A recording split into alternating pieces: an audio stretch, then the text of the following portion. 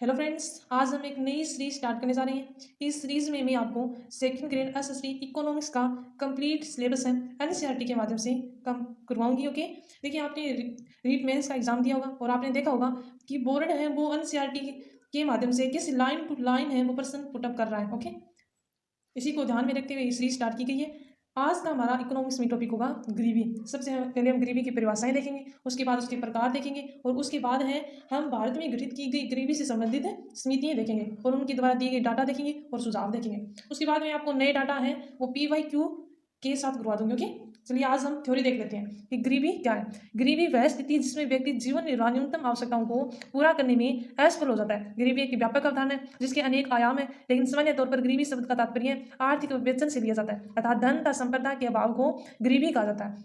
आगे देखते हैं हम कि एक और कुछ लोग ऐसे घरों में रहते हैं जो बहुत बड़े और सुंदर हैं, दूसरी ओर कुछ लोग घरों में घर ही नहीं होते या कच्चे घर होते हैं। आपने अनेक ऐसे बच्चों को देखा होगा जो विद्यालय आने में समर्थ नहीं है। उन्हें अपनी तथा परिवार की आवश्यकताओं को पूरा करने के लिए काम पर जाना पड़ता है। हम कह सकते हैं कि समाज में कुछ लोग अमीर होते हैं तथा कुछ लोग गरीब होते हैं। गरीबों के पास धन का अभाव होता है तथा वे अपने जीवन के लिए आवश्यक भोजन, कपड़ा, मकान, शिक्षा, स्वास्थ्य आदि का न्यूनतम स्तर भी प्राप्त नहीं कर पाते। देखिए इस परिभाषा में बताया गया है कि गरीबी का अर्थ होता है वह व्यक्ति जो अपनी न्यूनतम आवश्यकताओं को भी अपने कार्यों के माध्यम से पूरा नहीं कर पाता। चलिए आगे देखते हैं हम गरीबी के प्रकार।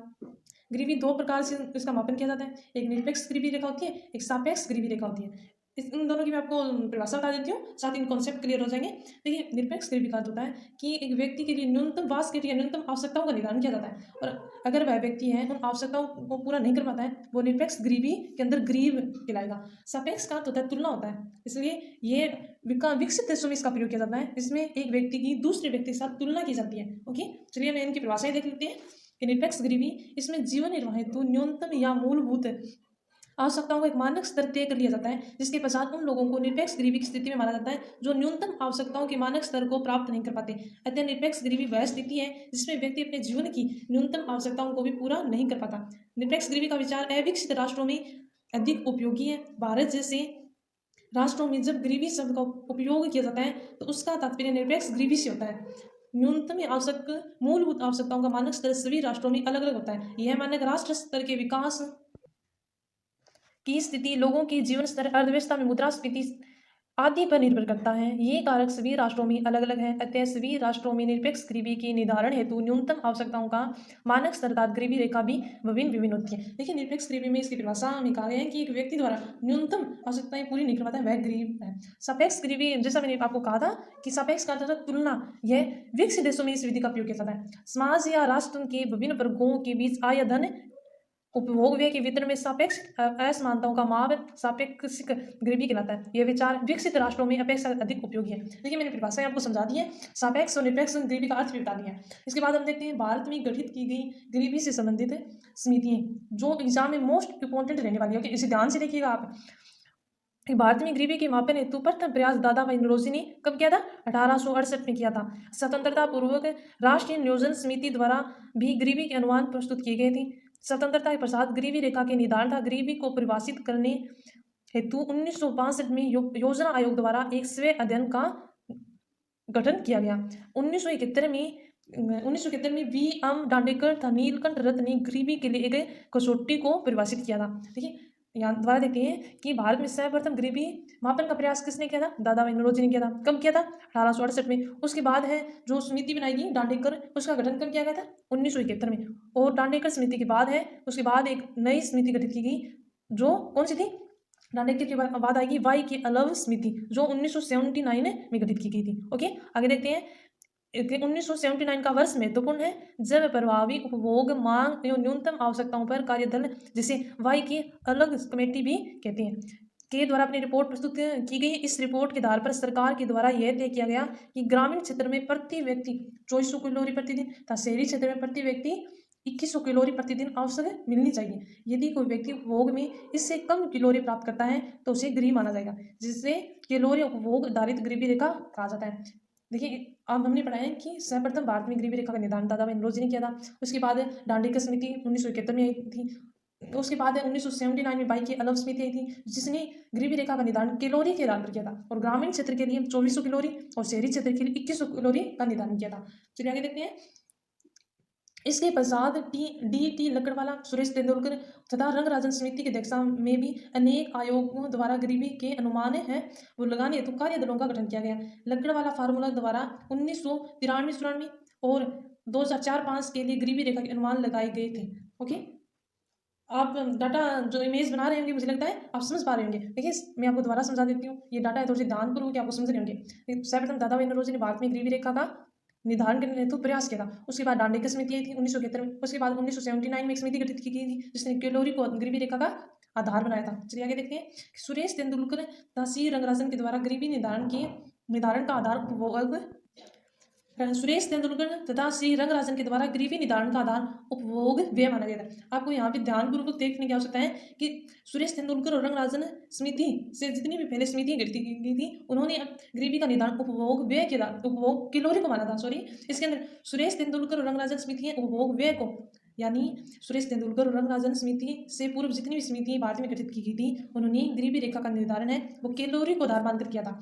जबकि सुरेश तेंदुलकर समिति 2004 और 5 में गठित की गई थी, और रंगराजन समिति है उसने गरीबी का निर्धारण उपभोग व्यय को माना था। आगे देखते हैं कि उन्होंने गरीबी रेखा के मापन हेतु खाद्यान्न तथा गैर खाद्यान्न वस्तुओं की न्यूनतम मात्राओं का समूह है बास्केट तैयार किया। यह अनुमान लगाया कि बाजार कीमतों के आधार पर वस्तुओं की इस न्यूनतम आवश्यकताओं के समूह को क्रय करने हेतु कितने उपभोग व्यय की आवश्यकता है। उन्होंने अपने अनुमान में पाया कि वर्ष 2011-12 में शहरी क्षेत्र में 1000 रुपये से कम प्रति व्यक्ति मासिक उपभोग तथा ग्रामीण क्षेत्र में 816 रुपये से कम प्रति व्यक्ति मासिक उपभोग व्यय करने वाला व्यक्ति गरीब है। सुरेश तेंदुलकर के अनुमान के आधार पर भारत में 21.92% है वो लोग गरीब हैं। यानी रंगराजन सुरेश तेंदुलकर समिति का गठन कब किया है? 2004-5 में। उसने गरीबी रेखा का निर्धारण किस आधार पर किया? उपभोग व्यय के आधार पर। उन्होंने बास्केट का जो बाजार कीमतों पर जो उसका व्यय था उसको आधार बना, और ये व्यय कितना था? शहरी क्षेत्रों के लिए 1000 रुपये था और ग्रामीण क्षेत्र के लिए 814 था। और उसने इन आधारों के आधार पर भारत में कितनी परसेंट गरीबी पॉपुलेशन बताई थी? 21.92% बताई थी। और कितने हो गई थी? करोड़ 27 करोड़ लोग हैं वो गरीबी रेखा से निश्चित जीवन यापन कर रहे हैं। ओके, अगली समिति देखते हैं हम, श्री रंगराजन समिति, जो 2011 और 12 के लिए ग्रामीण क्षेत्र में 972 रुपये प्रति व्यक्ति मासिक उपभोग व्यय तथा शहरी क्षेत्र में 1407 रुपये प्रति व्यक्ति मासिक उपभोग व्यय को गरीबी रेखा माना है। इस आधार पर 2011-12 में भारत में कितनी परसेंट गरीबी थी? 29.5% थी। ओके, देखिए एक बार मैं आपको दोबारा बता देती हूँ, ये डाटा एग्जाम की दृष्टि मोस्ट इंपॉर्टेंस देने वाले। देखिए भारत में सर्वप्रथम है गरीबी का निर्धारण दादा भाई नौरोजी ने किया था। कब किया था? 1868 में। उसके बाद है डांडिका समिति आई 1971 में। उसके बाद बाई की अलव समिति 1979 में। उसके बाद है जो हमारी सुरेश तेंदुलकर समिति थी 2004-5 में, उसने उपभोग व्यय को आधार माना। और कितना उपभोग व्यय माना? शहरी क्षेत्र के लिए 1000 रुपये और ग्रामीण क्षेत्र के लिए 816 रुपये। और कितने परसेंट जनसंख्या बताई थी? परसेंट देखें तो 21.92% और जनसंख्या देखें 27 करोड़ लोग माने थे। उसके बाद है वो रंगराजन समिति 2011-12 में, उसने 972 रुपये मासिक उपभोग व्यय माना ग्रामीण क्षेत्र के लिए, और शहरी क्षेत्र के लिए 1407 रुपये माना था। और 19.5% पॉपुलेशन है वो क्या बताई थी? गरीब बताई थी भारत के अंदर। उसके बाद हम आगे देखते हैं, संयुक्त राष्ट्र विकास कार्यक्रम के लिए ऑक्सफोर्ड निर्धनता मानक विकास पहल में बहुआयामी निर्धनता सूचकांक है वो बनाया गया, जिसे 2010 के मानव विकास प्रतिवेदन में जारी किया गया। इस निर्धनता सूचकांक के आंकलन हेतु 3 आयाम, ये ध्यान से देखिए और इसे याद रखिए, 10 सूचकांकों का प्रयोग किया गया। भारत में विश्वसनीय संकलन का कार्य राष्ट्रीय प्रतिदश सर्वेक्षण संगठन द्वारा किया जाता है। इसके द्वारा चलाए गए विभिन्न दौरों में एकत्रित किए गए उपभोग व्यय संबंधित समकों के आधार पर विभिन्न विशेषज्ञ गरीबी का अनुमान लगाते हैं। ओके, देखिए हमने अब तक गरीबी की परिभाषाएं देख ली हैं और उसके प्रकार देख लिए और उससे संबंधित भारत में गरीबी की समितियां देख ली हैं। चलिए आगे देखते हैं कि गरीबी के क्या कारण रही है, कि व्यक्ति गरीब क्यों है, या किसी देश की जनसंख्या के गरीब होने के पीछे क्या कारण रही है। चलिए देखते हैं कि भारत में गरीबी के लिए सामाजिक, आर्थिक और राजनीतिक कारण है वो उत्तरदायी है। इन कारणों का विवेचन निम्नलिखित है। ओके, सामाजिक कारण देखते हैं हम। इसके अंदर पहला कारण हमारा हो जाएगा सामाजिक कारण। भारत में सामाजिक ढांचा गरीबी को बढ़ाने वाला रहा है। जन्म, विवाह, मृत्यु से संबंधित अनेक परंपराएं ऐसी हैं जो व्यक्ति को कर्जदार बना देती हैं। व्यक्ति जीवन पर्यंत उस कर्ज के बोझ से बाहर नहीं आ पाता। इस प्रकार बेटे के जन्म की चाह ने जनसंख्या वृद्धि में योगदान दिया, जो गरीबी का एक बड़ा कारण है। जातियों में विभाजित ग्रामीण हिंदू समाज ऐसा, देखिए थोड़ा सा वीडियो है बीच में रुक गया था। जैसा मैंने आपने बताया कि गरीबी के क्या क्या कारण है, एक हमने सामाजिक कारण पढ़ चुके हैं, एक आर्थिक कारण पढ़ चुके हैं, उसके बाद हम राजनीतिक कारण देख रहे थे।